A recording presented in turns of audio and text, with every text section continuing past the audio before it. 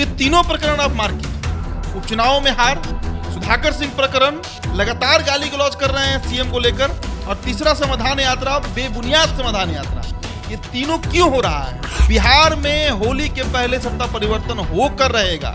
इस फिल्म की पूरी स्क्रिप्ट लिख दी गई थी, सिनेमा चालू हो चुका है, बस क्लाइमेक्स आना बाकी। लालू यादव को खूब बढ़िया से आभास है कि किसी भी क्षण, किसी भी दिन अचानक से नीतीश कुमार पलटी मारकर बीजेपी में चले जाएंगे। अगर 10 विधायक जनता दल यूनाइटेड के इस्तीफा दे दें और वो बाहर से भी समर्थन अगर तेजस्वी यादव को कर दे रहे हैं बिना आरजेडी ज्वाइन किए हुए, तो भी तेजस्वी यादव बिहार के अगले मुख्यमंत्री बन जाएंगे। पूरा गुणा गणित जो है ना, वो लालू प्रसाद यादव सिंगापुर में बैठकर लगा रहे हैं कि कैसे भी करके 10 विधायक इनका तोड़ना है, अपनी तरफ समर्थन करा देना है और तेजस्वी की ताजपोशी कर देना है। नीतीश कुमार स्वेच्छा से कभी मुख्यमंत्री का गद्दी तेजस्वी यादव को नहीं देने जा रहे हैं। देखिए, बिहार में एक फिल्म चल रहा है, एक सिनेमा चल रहा है, और अब इस सिनेमा का जो क्लाइमेक्स है, वो जो फिल्म का क्लाइमेक्स होता है ना, जब विलेन और हीरो के बीच लड़ाई होता है और फिर अंत में ऑल इज वेल हो जाता है। पहला प्रकरण आप समझिए, सरकार बदलने के बाद 3 उपचुनाव हुए, तीनों महागठबंधन हारी है। दूसरा आप ले लीजिए, चंद्रशेखर यादव हो, विजय मंडल हो दिनारा विधायक, या फिर सुधाकर सिंह का प्रकरण उठाकर देखिए, अभी भी सुधाकर सिंह चुप नहीं है, लगातार बोल रहे हैं नीतीश कुमार के ऊपर। और तीसरा प्रकरण आप समझिए कि बिहार में समाधान यात्रा पर नीतीश कुमार निकले हुए हैं। कोई तुक है इस समाधान यात्रा का? समाधान यात्रा पर निकलने का जो मूल कारण है, वो नीतीश कुमार कन्नी कटा रहे हैं तेजस्वी यादव से। बिहार में इन दिनों मुख्यमंत्री बनने की लालसा की चर्चा खूब हो रही है। कभी तेजस्वी यादव तो कभी चिराग पासवान के समर्थक कहते नजर आ रहे हैं अब उनके नेता ही बिहार की सत्ता संभालेंगे। इधर देखा जाए तो जदयू में लगातार खटपट की खबरें भी आ रही है। माना यह भी जा रहा है बिहार में सियासी समीकरण बदल सकते हैं। हमारे साथ उदीप्त आर्यन है, बात करेंगे। उपेंद्र कुशवाहा नाराज हो गए हैं और लगातार राजद और जदयू के रिश्ते जो है वो खट्टे नजर आ रहे हैं। क्या लग रहा है बिहार में अब क्या होने जा रहा है? देखिए, बिहार में एक फिल्म चल रहा है, एक सिनेमा चल रहा है, और अब इस सिनेमा का जो क्लाइमेक्स है, वो जो फिल्म का क्लाइमेक्स होता है ना, जब विलेन और हीरो के बीच लड़ाई होता है और फिर अंत में ऑल इज वेल हो जाता है, वही क्लाइमेक्स बिहार में अब आने वाला है, बिहार की राजनीति में। देखिए, 2 से 3 दिन पहले, अब एग्जैक्ट मुझे याद नहीं, 2 दिन या 3 दिन पहले शिक्षा मंत्री चंद्रशेखर यादव का एक ट्वीट आया था। उस ट्वीट को भले आम जनता आम समझ रही होगी, लेकिन जदयू इस ट्वीट के मायने समझ गई। ट्वीट क्या था? देखिए, उन्होंने ट्वीट बजाते किया था कि बुनियादी संसाधन, उचित पाठन, शिक्षित बिहार, तेजस्वी बिहार। समझिए इसका मतलब, शिक्षित बिहार और साथ में तेजस्वी बिहार। शिक्षा मंत्री का जो ये ट्वीट है कि भाई तेजस्वी बिहार, इसका मतलब जदयू समझ रही है। 3 प्रकरण का जिक्र मैं करूंगा, बस 3 प्रकरण, फिर आगे की कहानी बताऊंगा। पहला प्रकरण आप समझिए, सरकार बदलने के बाद 3 उपचुनाव हुए, तीनों महागठबंधन हारी है। एक अनंत सिंह जीते, वो राजद की जीत नहीं कहा जा सकती है। मतलब वोट ट्रांसफर नीतीश कुमार कराने में असक्षम है, ये बात राजद समझ गई। दूसरा आप ले लीजिए, चंद्रशेखर यादव हो, विजय मंडल हो दिनारा विधायक, या फिर सुधाकर सिंह का प्रकरण उठाकर देखिए, अभी भी वो बंदा चुप नहीं है, अभी भी सुधाकर सिंह चुप नहीं है, लगातार बोल रहे हैं नीतीश कुमार के ऊपर।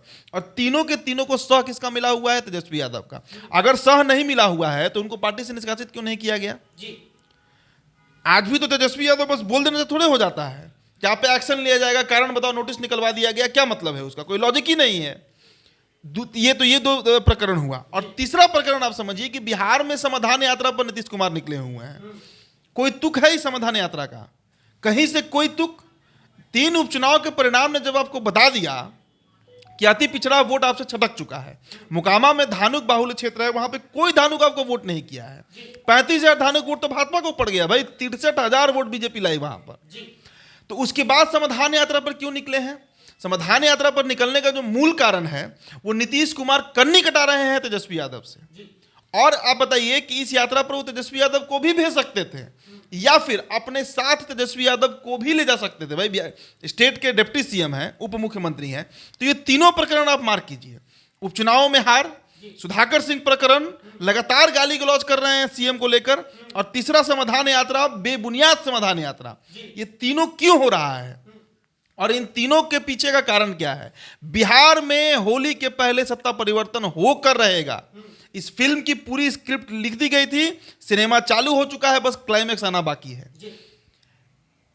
कारण समझिए इसके पीछे। तेजस्वी यादव के पास आज के समय में जब महागठबंधन की सरकार बिहार में बनी थी 9 अगस्त को, तो सुधाकर सिंह ने तो खोल कर रख दिया पूरा बात कि 3 महीने का टर्म्स एंड कंडीशन था नीतीश कुमार के साथ, 3 महीने तक ही सत्ता में रहना था। उसके बाद ये इन्होंने कहा था कि ये देश की यात्रा पर निकलेंगे। लेकिन अचानक बाबू सभागार में नीतीश कुमार क्या बोल गए कि 2025 का चुनाव हम तेजस्वी के नेतृत्व में लड़ेंगे। तो कहा जाता है ना कि काट का हांडी बार बार नहीं चढ़ता है। लालू यादव को खूब बढ़िया से आभास है कि किसी भी क्षण, किसी भी दिन अचानक से नीतीश कुमार पलटी मारकर बीजेपी में चले जाएंगे। इसलिए कोई ऑप्शन ही नहीं छोड़ना चाह रही है राष्ट्रीय जनता दल, तेजस्वी यादव, लालू प्रसाद यादव कि नीतीश कुमार के हाथ में सत्ता बहुत दिन रहे। अब इसका पीछे का गणित समझना होगा कि आखिरकार तेजस्वी यादव सीएम बनेंगे कैसे। देखिए, मोटा मोटी 110-112 विधायक इनके पास है, अपना विधायक। मांझी जी को जोड़ दीजिए तो लगभग 116-17 पे आंकड़ा चला जाता है। घट कितना रहा है? 10 से 12 विधायक। विधानसभा स्पीकर किसका है? अवध बिहारी चौधरी है ना, वही स्पीकर हैं, राजद से हैं, मतलब सिवान से हैं। जी, सिवान से विधायक हैं। पूरा ग्रिप जो है सत्ता पर वो राजद का है। अगर 10 विधायक, एक काल्पनिक सिचुएशन आप समझिए, अगर 10 विधायक जनता दल यूनाइटेड के इस्तीफा दे दें और वो बाहर से भी समर्थन अगर तेजस्वी यादव को कर दे रहे हैं बिना आरजेडी ज्वाइन किए हुए, तो भी तेजस्वी यादव बिहार के अगले मुख्यमंत्री बन जाएंगे। और इसी का गुणागणित चल रहा है। क्योंकि देखिए, एक खबर हम लोग लगातार चला रहे हैं कि भाजपा के संपर्क में है नीतीश कुमार, भाजपा के संपर्क में है ललन सिंह, और अब इस बात की पुष्टि तो खुद उपेंद्र कुशवाहा ने कर दिया पटना एयरपोर्ट पर रविवार के दिन वापस लौटे तो एम्स के रूटीन चेकअप के बाद। तो ये बात राजद को भी समझ में आ रहा है कि 24 के पहले बिहार में कभी भी पलटी मार सकते हैं नीतीश कुमार। उनकी क्रेडिबिलिटी अब खत्म हो चुकी है। यही कारण रहा ना कि चंद्रशेखर राव उनको अपने गुट में नहीं शामिल किए।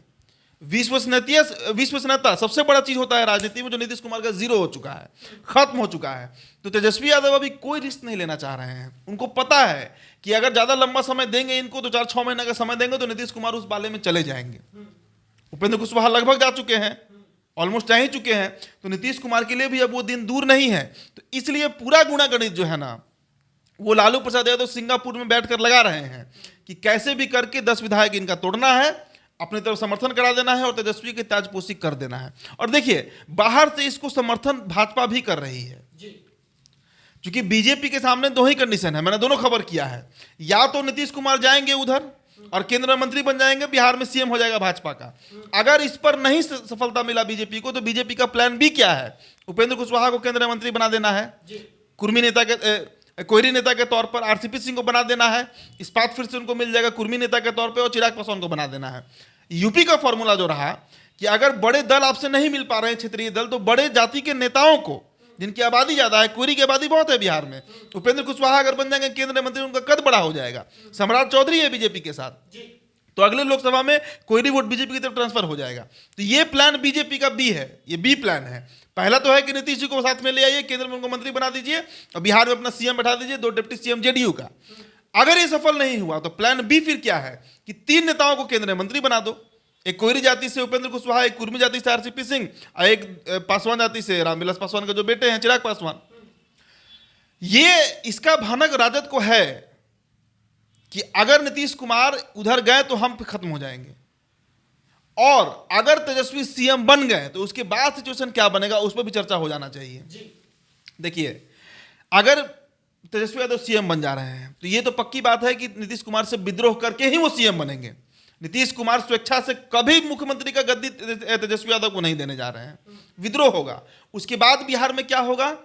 2 ऑप्शन बचेगा, या तो नीतीश कुमार अलग होकर फाइट करेंगे जदयू, तो त्रिकोणीय मुकाबला हो जाएगा बिहार में 24 में, और नहीं तो क्या ऑप्शन बचेगा? ये बीजेपी के गोदी में आ जाएंगे। लेकिन तब इनको बीजेपी लेगी नहीं। सारा खेल तो गद्दी के लिए ना है। जो तेजस्वी यादव गद्दी में बैठ ही गए तो आप तो फिर किसी काम के ही नहीं रहे, मतलब नीतीश कुमार किसी काम के ही, राजनीतिक तौर पे he will be politically dead. जब तक मुख्यमंत्री है नीतीश कुमार तभी तक इनकी पूछ है। इनकी पार्टी में कोई उतना बड़ा कद का नेता भी नहीं है, जो स्टेट में नहीं है तो राष्ट्र में छोड़ दीजिए, देश में। तो यही तो स्थिति बचेगा बिहार। तो बहुत निर्णायक है, अगला 2 महीना बिहार की राजनीति में बहुत निर्णायक होने वाला है, क्योंकि कुछ भी हो सकता है। भाजपा का सीएम भी आ सकता है, तेजस्वी भी सीएम बन सकते हैं, नीतीश कुमार दिल्ली भी जा सकते हैं, अगर नहीं गए तो उपेंद्र कुशवाहा आरसीपी सिंह केंद्रीय मंत्री भी बन सकते हैं। तो पूरा जो राजनीतिक है, वो राजनीति जो है देश का, उसका अभी नजर सिर्फ और सिर्फ बिहार पर ही टिका हुआ है। तो चलिए, बिहार की राजनीति इन दिनों काफी ज्यादा बदलती जा रही है। आपको बताएं, बिहार में जिस तरीके से सियासत का माहौल बदला है, यहां की राजनीति अभी ऐसी ही हो गई है जैसे एक आम की पेड़ पर लटका पका फल हो और उसकी नजर जो है टिकी है। हर कोई जानना चाहता है कि हमारे पाले में कब ये आम की पका जो आम है वो आता है। ढेला फेंक रहा है उसके ऊपर, किसका लगेगा और किसका गिरेगा इसी का इंतजार है। तो चलिए, ये जो है सब लोग अपनी नजरें टिका कर रखे हैं। हर कोई चाह रहे हैं कि हमारे पाले में आम आ जाए और मुख्यमंत्री हमारे बन जाए। आपको कैसा लगा ये चर्चा, हमें लिखकर जरूर बताएं। वीडियो शेयर करें। बहुत बहुत धन्यवाद।